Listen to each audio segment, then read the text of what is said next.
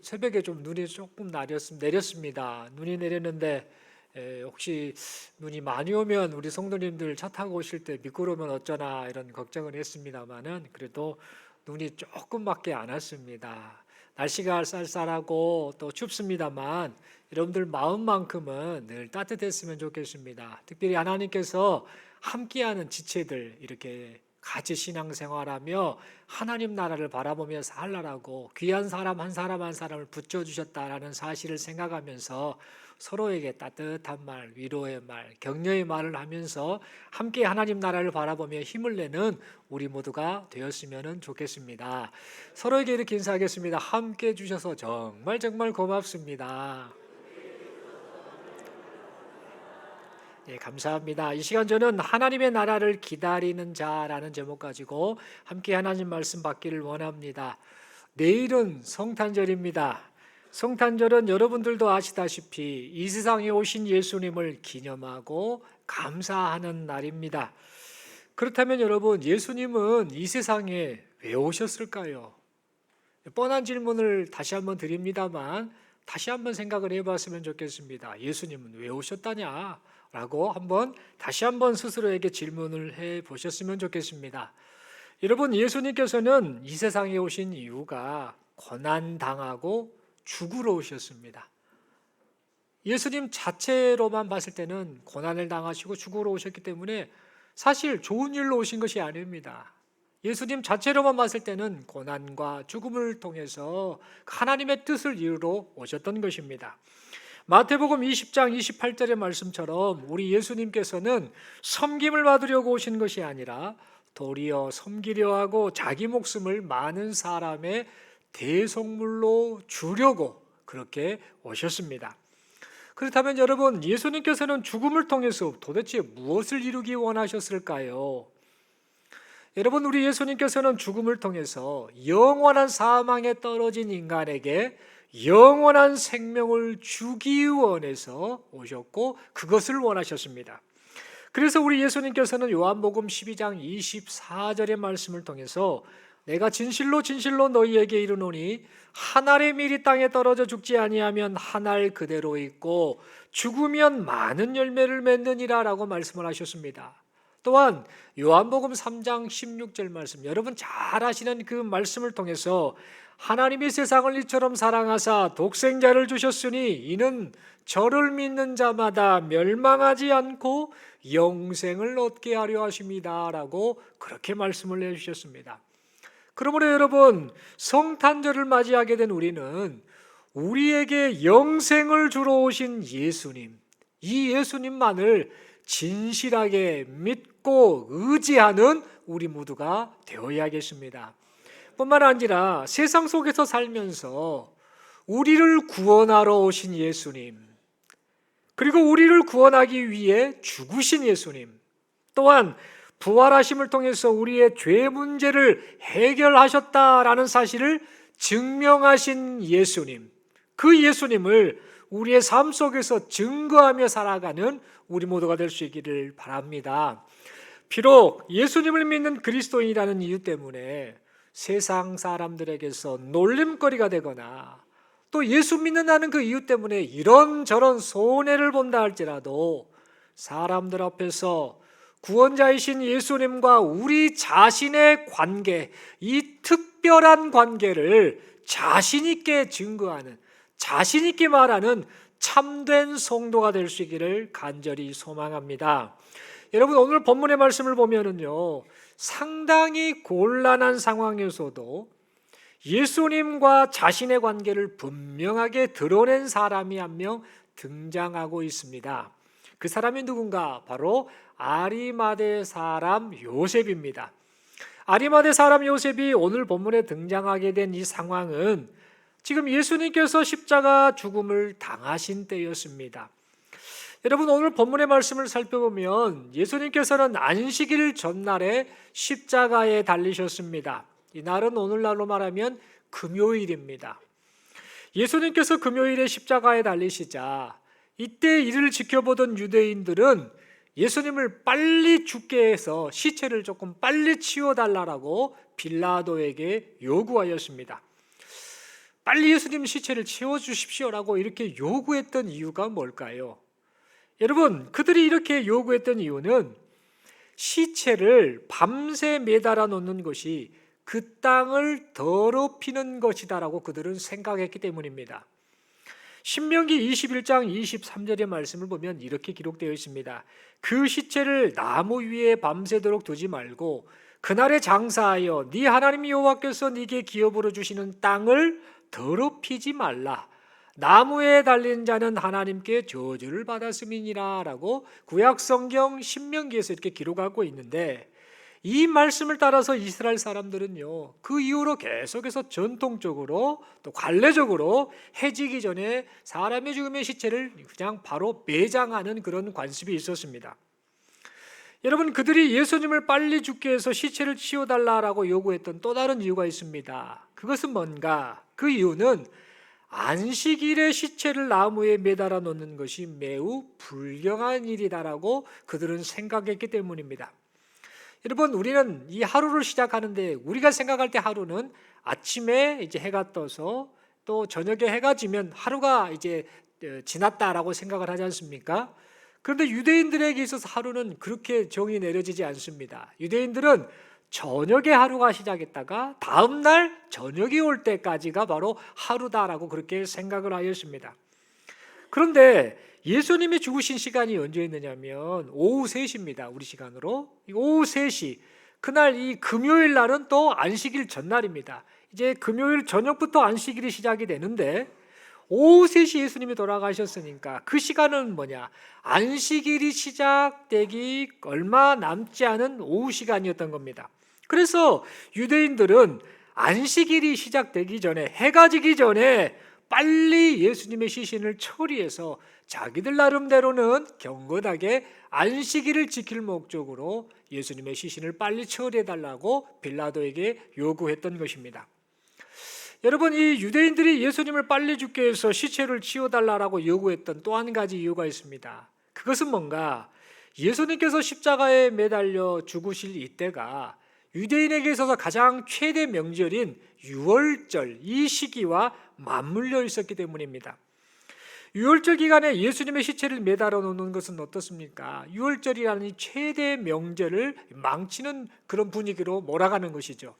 그래서 이 사람들은 이런저런 이유 때문에 예수님의 시체를 빨리 처리하기 위해서 얼른 죽도록 해달라고 그렇게 요구를 하였던 것입니다. 그런데 문제가 있었습니다. 당시에 예수님께서는 십자가 처형을 당하셨지요. 또 극악무도한 죄를 지었던 사람들 역시 십자가 처형을 당했는데, 이 십자가 처형을 당한 사람들이 그 십자가 처형을 받고 나서 곧바로 죽지를 않았습니다. 대부분 이틀에서 3일 정도 시간이 소요된 이후에 고통스럽게 그 고통을 참다가 죽었다라고 합니다. 그러면 예수님 역시 이제 십자가에 매달리셨습니다만 최소 이틀 3일은 걸리지 않겠습니까? 이런 것을 생각하면서 큰일 났다. 이제 오늘 저녁부터 안식일이고 유월절이 시작이 되는데 이 유월절과 안식일을 거룩하게 우리가 지키기 위해서는 저 예수 시신이 빨리 처리가 되어야 하지 않겠는가라고 생각하고는 이 유대인들은 계속해서 예수님의 시신을 처리해달라고 요구하였던 겁니다. 그러면서 계속해서 말을 합니다. 안식일과 유월절 명절이 시작되기 전에 십자가에 달린 예수님을 매장하려고 요한복음 19장 31절의 말씀처럼 예수님의 다리를 꺾어서 빨리 죽도록 해달라고 그렇게 요청을 하게 됩니다. 그리고 실제로 예수님과 함께 십자가에 매달려 죽어가는 사람들의 다리를 꺾어서 그들이 숨을 거두게 하였습니다. 여러분, 여기서 다리를 꺾어서 숨을 거두겠다라는 말의 의미가 뭐냐면요, 십자가에 이렇게 매달리면 사람이 매달려서 이 다리로 이제 몸을 지탱을 합니다. 그런데 이 다리를 꺾는다는 것은 나무 망치나 쇠망치로 가지고 이 사람의 정강이를 후려치는 겁니다. 그렇게 되면 이제 다리가 부러지겠죠. 그러면 몸을 지탱할 다리가 없으니까 축 처지지 않겠습니까? 그러면 이제 머리도 처지고 몸도 처지다 보니까 숨쉬기가 힘들어져서 그렇게 사람이 사망을 하게 되는 겁니다. 그러니까 예수님의 다리를 이렇게 쳐서 그래서 예수님을 죽게 해달라는 것은 점점 예수가 질식해서 죽게 만들어 달라라는 그런 의도의 말이었던 겁니다. 그러니까 이 유대인들이 예수님의 다리를 꺾으려고 했던 것은요, 안식일이 오기 전에 예수님을 빨리 처리해서 자신들은 거룩한 안식일, 거룩한 유월절을 보내려 그럴 생각으로 했던 행동이었던 겁니다. 하지만 예수님께서는 성경에 보니까 이미 운명하셨습니다. 그래서 더 이상 다리를 꺾으실 필요가 없었습니다. 여러분, 이 예수님께서 이미 운명하셔서 다리가 꺾이지 않은 이 사건은요, 이미 구약 성경을 통해 예언된 사건이었습니다. 출애굽기 12장 46절에 보면은요, 한 집에서 먹되 그 고기를 조금도 집 밖으로 내지 말고 뼈도 꺾지 말지며라고 기록을 하고 있고, 시편 34편 20절을 보면 그의 모든 뼈를 보호하시며 그 중에서 하나도 꺾이지 아니하도다라고 그렇게 말씀하고 있는데, 이 지금 출애굽기 12장 46절의 말씀과 시편 34편 20절의 말씀의 그 예언대로 우리 예수님께서는 실제로 뼈가 꺾이지 않은 채 그렇게 운명하셨음을 보게 됩니다. 여러분, 여기서 우리가 알 수 있는 사실이 있습니다. 그것은 뭔가, 예수님께서는 이 세상에 오실 때에도 하나님의 예언의 말씀을 따라 그대로 오셨고 그것을 그대로 성취하셨고, 숨을 거두실 때도 하나님의 예언의 말씀을 그대로 성취하셨다라는 사실입니다. 한편 예수님께서 이렇게 숨을 거두시자 아리마대 지역의 요셉이라는 사람이 빌라도에게 가서 예수님의 시체를 달라라고 당돌하게 요구하였습니다. 그러자 빌라도는 예수가 벌써 죽어 있을까라고 의문을 갖고 백부장을 시켜서 예수가 죽었는지 알아보도록 하였습니다. 그리고는 예수님의 죽음이 확인되자 아리마대 사람 요셉에게 예수님의 시신을 내주었습니다. 그리하여서 이 아리마대 사람 요셉은 자신을 위해 준비해 두었던 무덤에, 자기가 나중에 죽으면 내가 여기에 묻혀야겠다라고 생각했던 그 무덤에 예수님의 시신을 세마포에 싸서 정성껏 장사하였습니다. 여러분, 이처럼 예수님은 죄인으로 정죄받으며 십자가 죽음을 당하셨습니다. 그러다 보니까 사람들이 어떻게 반응을 했는가? 예수님이 체포되시기 전까지, 그리고 십자가에 고난받아 죽기 전까지 많은 사람들이 예수님을 열렬히 환호했습니다. 예수님을 추종했습니다. 그런데 그렇게 예수님을 추종했던 이 군중들은 죄인으로 정죄받아 죽은 예수님을 보고는요, 전부 다 나몰라라였습니다. 전부 다 여기저기 뿔뿔이 흩어져 버렸습니다. 그런데 아리마대 사람 요셉이라는 이 사람은요, 오늘 성경을 보니까 그렇게 행동하지 않았습니다. 예수님과 자신의 관계를 밝히면서 내가 예수님과 분명히 관련된 사람이라는 사실을 밝히면서 예수님의 시신을 돌려달라고 빌라도에게 요구하였습니다. 그리고 자신을 위해 준비한 무덤에 예수님을 정성껏 장사하였습니다. 그렇다면 여러분, 여기서 우리가 하나 생각해 보아야 할 것이 있습니다. 아리마대 사람 요셉이 이와 같은 행동을 하게 된 근본적인 이유가 도대체 무엇일까요? 여러분, 이 질문에 대한 답을 얻기 위해서는요, 우리는 이 아리마대 사람 요셉이 어떤 사람인지 먼저 알아야 할 필요가 있겠습니다. 오늘 본문에서는 요셉을 아리마대 사람이라고 말하고 있는데요, 이 아리마대는요, 누가복음 23장 51절을 통해 알 수 있듯이 유대인의 한 동네입니다. 아마도 이 예루살렘에 가까운 유대 지방에 속한 한 마을로 여겨집니다. 그래서 이 아리마대 사람 요셉은요, 자기를 위한 이 새 무덤을 자기 동네와 가까운 예루살렘에 준비해 놓았던 것입니다. 여러분, 이 오늘 본문 43절을 보면은요, 이 아리마대 사람이 또 어떤 사람인가를 말해줍니다. 바로 존귀한 사내들인 공회원이다라고 그렇게 기록을 하고 있습니다. 이 사내들인 이 공회는요, 당시에 정치적, 종교적으로 상당히 권위 있는 기관입니다. 정치적으로 말하면 국회의원들과 같은 그런 존재이고, 종교적으로 말하면 어느 그 종교 단체의 총회장 같은 아주 중요한 역할을 하는 그런 사람들이 모인 기관이다라고 말할 수 있겠지요. 그러니까 이 아리마대 사람 요셉은 종교적으로 또 정치적으로 상당한 영향력을 끼친 그런 위치에 있었던 인물로 여겨집니다. 여러분 누가복음 23장 50절에서는요. 이 아리마대 사람 요셉에 대해서 또 어떻게 말하는가? 그를 선하고 의로운 사람이다라고 그렇게 기록하고 있습니다. 또한 마태복음 27장 57절을 보면은요. 이 아리마대 사람 요셉을요. 부자, 아주 부유한 사람이라고 그렇게 기록을 하고 있습니다. 여기서 말하는 부자는요, 적당하게 돈이 조금 있는 개념을 말하는 게 아니라 아주 거부를 말합니다. 상당히 재력이 있는 그런 사람을 의미하는 단어입니다. 그러니까 우리가 확인할 수 있는 사실은요, 아리마대 사람 요셉은 종교적으로, 사회적으로, 정치적으로 높은 위치에 있었던 사람이었다라는 사실입니다. 다시 말해, 세상적으로 그가 살면서 부족한 것이 하나도 없었던 그런 사람이었던 겁니다. 그런데 여러분, 성경은 이 아리마대 사람 요셉에 관해 말을 하되 여기까지만 말하지 않습니다. 사내들이 공회의원이고 선하고 의로운 사람이고 또 그가 부자였다, 이 정도만 말하지 않고요, 더 나아가서 한 가지 아주 중요한 사실을 지금 말하고 있음을 보게 됩니다.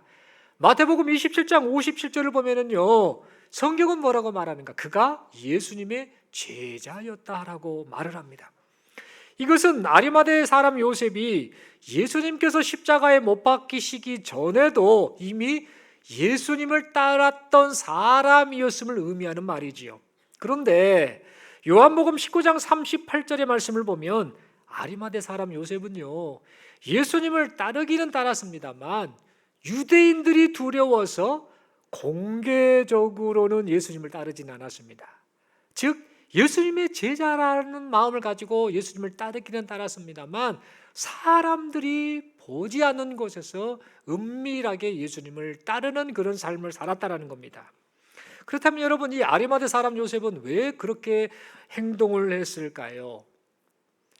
아리마대 사람 요셉은요, 예수님을 사랑하고 또 그의 마음을 다해서 예수님을 따랐습니다만 당시 종교 지도자들이 예수님을 배척하는 상황이었고, 또한 예수님을 추종하는 자들은 당시에 어떻겠습니까? 유대교에서 출교시켜버리는 그런 상황이었기 때문에 어쩔 수 없이 자신이 주님의 제자다라는 사실을 드러내지는 못했던 것입니다. 그런데 그렇게 행동했던 이 아리마대 사람 요셉이 오늘 내용을 보면은요, 빌라도에게 가서 아주 당당하게, 아주 당돌하게 예수님의 시체를 달라고 그렇게 요구하고 있음을 보게 됩니다.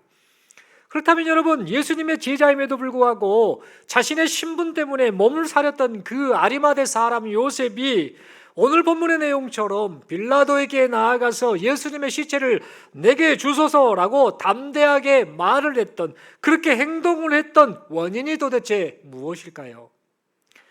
여러분, 아리마대 사람 요셉의 입장에서 보면은요, 요셉이 이 자신이 예수님의 제자인 것을 드러내고 당당하게 예수님의 장례를 치른다라는 것은요, 그에게 있어서 엄청난 희생을 감수하는 행동이었습니다.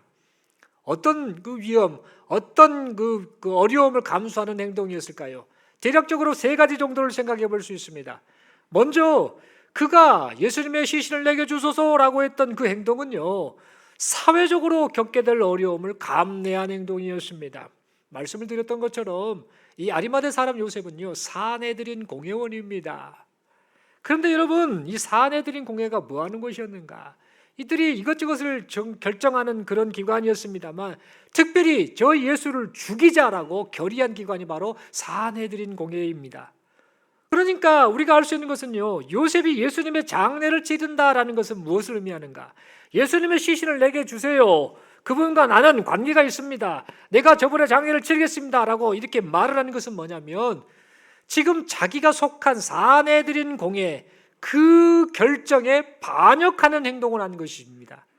뿐만 아니라 그걸로 인해서 자신의 지위까지 박탈당할 수도 있는 그 위험을 감수한 행동이었던 겁니다. 그러나 이 아리마대 사람 요셉은요, 이것을 감수하고요, 담대하게 그냥 예수님의 시신을 내게 주세요라고 그렇게 말을 했던 것입니다. 여러분, 두 번째로 아리마대 사람 요셉의 행동은요, 종교적으로도 큰 문제가 있는 행동이었습니다. 당시에 십자가에 매어 달린 사람은요, 신에게 저주받은 자, 극악무도한 죄를 짓는 자라고 그렇게 여겨졌는데, 즉 저주받은 자로 상징되는 그런 사람들이었는데, 특별히 죽은 시체를 접촉하는 것, 이것은 율법적으로 부정한 사람으로 간주되는 그런 상황이었습니다. 그러다 보니까 이 아리마대 사람 요셉이가 안식일 전날에 죄인으로 정죄받은 십자가형으로 죽은 그 예수의 장례를 치른다라고 하는 것은 종교의식을 따지는 당시 상황에서는 부정한 사람으로 간주될 수밖에 없는 그런 행동이었던 겁니다. 그리고 마지막으로 아리마대 사람 요셉의 행동은요, 정치적인 어려움까지 감수하는 그런 행동이었습니다. 여러분, 로마의 입장에서 보면 지금 유대교 이 종교 지도자들이 저 예수라는 사람이 반란을 일으키려고 합니다, 가이사 대신에 지가 왕이라고 합니다 라고 하면서 그렇게 모함해서 계속해서 이 로마에게 말했지 않습니까? 그러니까 이 로마의 입장에서 보면 예수님은 정치적인 반역죄로 죽임을 당한 이런 범죄자였습니다. 그런데 아리마대 요셉이 반역 죄인 예수님을 예우하면서 장례까지 치른다라는 것은요, 이것은 무엇을 의미하는가? 나 아리마대 사람 이 요셉은 정치범 예수와 밀접한 관계가 있는 사람이다라는 사실을 스스로 그냥 밝히는 그런 행동이었던 겁니다. 그래서 이러한 행동은요, 아리마대 사람 요셉 자신에게 스스로 무덤을 파는 일과 같았습니다. 그런데 아리마대 사람 요셉은요, 자신에게 닥쳐올 모든 비난과 불이익과 위험을 각오하면서 그렇게 기쁨으로 예수님의 장례를 치렀던 겁니다. 예전에는 자신이 예수님의 제자임을 분명하게 드러내지 못하고 몸을 사렸었던 그런 아리마대 사람 요셉이 이제는 이렇게 놀라운 반응을 보였던 것입니다. 그렇다면 여러분, 아리마대 사람 요셉이 이렇게 변화된 반응을 보였던 이유가 무엇일까요? 그 이유에 대해서 오늘 본문 43절 말씀이 기록해 주고 있습니다. 그 이유는 바로 그가 하나님의 나라를 기다리는 자였기 때문입니다. 그리고 하나님의 나라가 예수 그리스도를 통해 임했다라는 사실을 깨달았기 때문입니다. 여러분, 아리마대 사람 요셉은 성경에 대해 박식하였습니다. 그리고 하나님을 섬기는 자였습니다. 그리고 하나님의 나라를 기다리는 자였습니다. 그러다가 많은 기적과 권위 있는 가르침으로 하나님의 나라를 선포하시는 예수님을 만난 이후에 처음에는 사람들에게는 드러내지 않은 채 몰래 예수님을 따르는 예수님의 제자가 되었습니다. 그리고 누가복음 23장 50절 51절에 기록된 대로 예수님께서 잡혀가셔서 사내들인 공회의 재판을 받으실 때에는요, 예수님을 살리기 위해서 사내들인 공회의 결의와 행사에 반대까지 하였습니다. 그러다가 예수님께서 십자가에서 죽으실 때에 그때 일어났던 여러 기적들을 보면서 저희 예수님이 바로 하나님 나라의 왕이신 메시아이시구나 라는 사실을 확신하게 되었습니다. 그리고 자신이 그토록 기다려온 하나님의 나라가 예수 그리스도를 통하여 임하게 되었다라는 사실을 분명하게 깨닫게 되었습니다. 그래서 그는 예수님을 통하여 장차 완성될 하나님의 나라를 기다렸기 때문에 주님을 위해서 자기가 가장 귀하게 여겼던 것들, 부, 명예, 권력, 체면, 목숨과 같은 것들을 과감하게 내려놓았던 것입니다. 사랑하는 성도 여러분, 이 말씀을 생각하면서 우리도 한 가지 마음을 동일하게 품었으면 합니다. 그것은 뭐냐? 하나님의 나라를 기다리는 자로서 살기를 원합니다라는 그런 마음과 결단이 이 시간 우리 심령 가운데 나타날 수 있기를 소망합니다. 여러분, 우리는 예수 그리스도를 통해서 우리에게 임한 하나님의 나라를 마음에 품고 하나님 나라 백성 시민권을 가지고 지금 살아가는 존재들입니다. 그리고 예수 그리스도를 통하여서 장차 완성될 하나님의 나라를 바라보며 살아가는 존재들입니다. 그렇다면 여러분, 하나님의 나라를 기다리는 자로서 우리가 지금 인생을 어떻게 살아가는 것이 마땅한 삶의 모습일까요? 여러분, 우리가 하나님의 나라를 기다리는 자라면 우리의 삶의 현장 속에서 예수님만이 구원자 되신다라는 사실을 증거하며 살아가야 하지 않겠습니까? 비록 감내해야 할 희생이 따른다 할지라도 예수님의 구원자 되심을 증거하며 살아가는 것이 하나님의 나라를 기다리는 성도의 마땅한 삶의 도리가 아니겠습니까? 우리가 하나님의 나라를 기다리는 자라면 세상의 가치관이 아니라 하나님 나라 백성이라는 삶의 가치관을 따라 살아야 하지 않겠습니까? 우리가 하나님의 나라를 기다리는 자라면 주님의 제자로 살기 위해서 내가 과감하게 내려놓아야 할 것들, 내가 소중히 여기는 것들까지도 과감하게 내려놓아야 하지 않겠습니까? 사랑하는 성도 여러분, 아리마대 사람 요셉은요, 처음에는 예수님을 따르면서도 자신의 위치와 신분 때문에 예수님을 숨어서 따르는 모습을 보였습니다.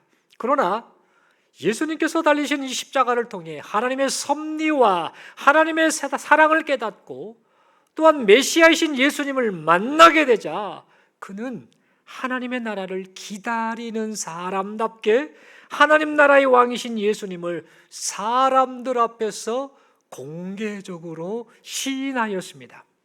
그리고 메시아이신 이 주님의 장례를 치르기 위해서 주님과 자신의 관계를 분명하게 밝히면서 사회적, 종교적, 정치적으로 겪어야 할 고난까지 기쁨으로 감내하였습니다. 여러분, 전승에 의하면은요, 예수님이 부활하신 이후에 예수님의 시신이 사라져 버렸지 않습니까? 왜 사라졌습니까? 예수님이 다시 살아나 버리시지 않습니까? 부활하셔 버렸으니까 더 이상 시신이 있을 수가 없는 거 아닙니까? 그래서 시신이 사라지니까 이제 당시에 로마 병정 또 유대인들이 다 매수해서 뭐라고 말합니까? 저 예수가 죽었는데 저 예수를 이 제자들이 다른 사람들이 훔쳐갔다라고 해서 거짓 소문을 퍼뜨렸고 그 거짓 소문이 오늘날까지 어리석은 사람들 사이에서 계속해서 이어지고 있습니다. 그런데 여러분, 실제로 예수님은 부활하셨기 때문에 시체가 없는 겁니다. 다시 살아나셨기 때문이죠. 그런데 어쨌든 이 문제를 해결을 해야 하지 않겠습니까? 그래서 예수님의 시체가 사라진 것을 보고 당시에 어떤 형벌이 주어졌는가? 아리마대 사람 요셉, 네가 예수의 시신을 훔쳐갔다라고 주장을 해서 이 아리마대 사람 요셉은요 40년 동안 감옥 생활을 하게 되었다고 합니다. 예수님의 시체를 훔쳤다라는 그런 이 뒤집어 씌운 이 모함에 빠져서 그렇게 그의 인생이 고난을 당하게 되었다라고 합니다.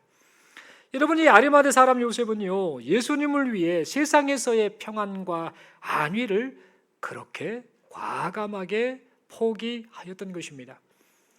그래서 인간적인 눈으로 보면은요 이 아리마대 사람 요셉의 인생이요 오메 예수님 때문에 폐가 망신하는 것 같아 보이네 라는 그런 생각을 할 수가 있고, 또 아리마대 사람 요셉이 이름도 빛도 없이 허무한 인생을 살다 간 것처럼 보일 수도 있습니다.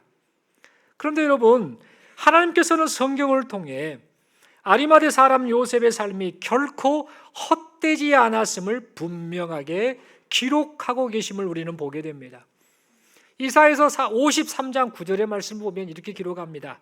그는 강포를 행하지 아니하였고 그의 입에 거짓이 없었으나 그의 무덤이 악인들과 함께 있었으며 그가 죽은 후에 부자와 함께 있었도다라고 기록하고 있습니다. 여러분, 이사야서 53장 이 말씀은요 장차 오실 예수 그리스도에 대해서 미리 예언적으로 말한 구약 성경의 말씀입니다. 특별히 53장의 말씀은 메시아이신 예수님이 이 세상에 오셔서 고난당하시고 죽으실 것에 대한 예언을 지금 다루고 있습니다. 오늘 보셨던 방금 말씀드린 53장 9절 말씀은 예수님이 이렇게 고난을 당할 것을 말하고 있는데, 특별히 그 내용 가운데에 마지막 부분인 죽은 후에 부자와 함께 있었도다라는 이런 말을 통해 지금 아리마대 사람 요셉, 부자였던 아리마대 사람 요셉에 대한 언급이 자연스럽게 지금 등장하고 있음을 우리는 깨닫게 됩니다. 여러분, 이처럼 아리마대 사람 요셉은요 메시아로 오셔서 고난을 당하신 예수님에 대한 예언을 성취하는데 귀하게 쓰임받는 인생을 그렇게 살았던 것입니다. 또한 여러분, 사복음서를 보면은요, 사복음서 모두 그 내용 가운데 어떤 특정 인물을 다 다루는 경우가 거의 없습니다. 그런데 아리마대 사람 요셉은요, 사복음서를 통해서 예수님의 십자가 고난과 죽음을 경험한 증인이자 주님을 위해 살았던 예수님의 제자로 기록되어 있습니다. 여러분, 누구든지 사람 앞에서 나를 시인하면 나도 하늘에 계신 내 아버지 앞에서 그를 시인할 것이요 라는 이 말씀처럼 우리 예수님께서는 사복음서를 통해서 사람들 앞에서 아리마대 사람 요셉을 주님의 사랑하는 제자라고 그렇게 시인해 주셨던 것입니다. 사랑하는 성도 여러분, 이 말씀을 생각하면서요, 이 시간 우리 모두 10년 가운데 이런 마음을 다시 한번 품었으면 합니다. 우리 모두도 하나님의 나라를 기다리며 살아갈 수 있기를 간절히 원합니다. 하나님의 나라를 기다리는 자로서 우리에게 주어진 삶의 현장에서 예수님의 참된 제자로 살 수 있기를 원합니다. 나를 구원하신 주님과 나는 특별한 관계라는 사실을 세상에서 살면서 사람들에게 담대하게 공개하는 참된 제자가 되기를 원합니다.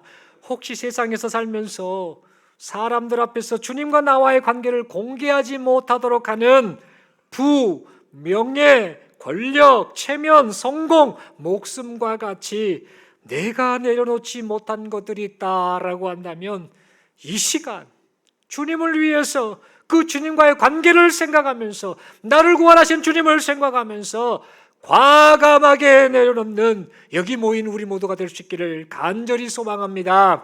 그리하여서 우리 주님께서 이런 우리를 보시고 너야말로 하나님의 나라를 기다리는 사람이구나, 너야말로 나의 참된 제자구나라고 그렇게 인정하시는 복된 인생을 살아가시는 여기 모인 우리 모두가 될 수 있기를 바랍니다. 또한 성탄절을 맞이하여서 우리를 구원하러 오신 예수님, 우리를 구원하시기 위해서 죽으신 예수님, 다시 사시고 이제 곧 다시 오실 그 예수님, 그 예수님을 세상을 향해 담대히 전하는 여기 모인 우리 모두가 될 수 있기를 간절히 소망합니다. 그리하여서 다시 오시겠다라고 약속하신 하나님 나라의 왕이신 그 주님을 장차 영광스럽게 배옵는 여기 모인 우리 모두가 될 수 있기를 바랍니다. 마지막으로 서로에게 이렇게 인사하겠습니다. 우리를 위해 주님이 오셨습니다. 이제 곧 주님이 다시 오실 것입니다. 하나님의 나라를 기다리며 삽시다.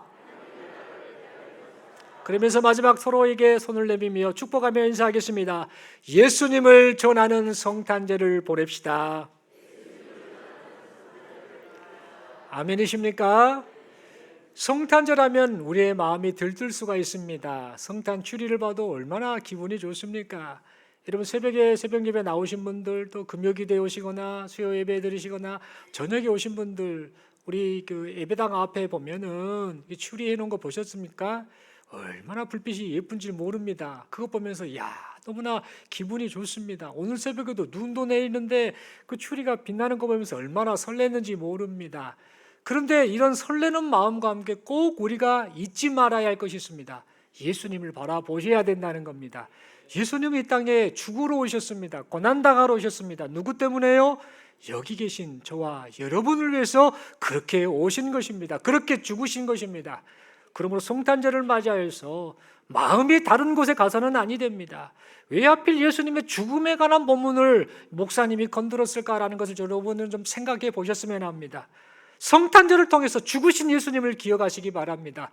나를 위해 오신 예수님을 기억하고, 나를 위해 죽으신 예수님을 기억하고, 다시 사신 예수님을 기억하고, 이제 곧 오시겠다라고 약속하신 그 예수님을 바라볼 수 있기를 바랍니다. 그래서 성탄절을 통해서 다른 것 때문에 기쁜 것이 아니라 예수님 한 분으로 말미암아 기쁨이 넘쳐나고 하늘 소망이 넘쳐나고, 그래서 하나님의 나라를 기다리며 살아가시는 여기 모인 우리 모두가 될 수 있기를 간절히 소망합니다. 성령 하나님께서 이 시간 여러분의 심령 직령 가운데 은혜를 베풀어 주셔서 예수 소망으로 가득 차게 하실 줄로 믿습니다. 기도드리겠습니다. 하나님 아버지 감사합니다. 말씀 받았습니다. 예수님 바라봅니다. 예수님 바라보며 하나님의 나라를 기다리며 삽니다. 이곳에서 예배하는 사랑하는 성도들, 또 온라인으로 예배하는 사랑하는 성도들 한 사람 한 사람 예수 소망으로 가득 차게 하시고 오직 예수님만이 나의 구원자이십니다라고 그렇게 고백하며 살게 하여 주시고, 또 살면서 삶 속에서 사람들에게 예수님과 나와의 특별한 관계를 자랑하고 그 예수님을 증거하며 살아가는 우리 모두가 되게 하여 주옵소서. 이런 은혜를 베풀어 주심을 믿고 감사드리오며 우리 주님 예수님 이름으로 기도드리옵나이다. 아멘.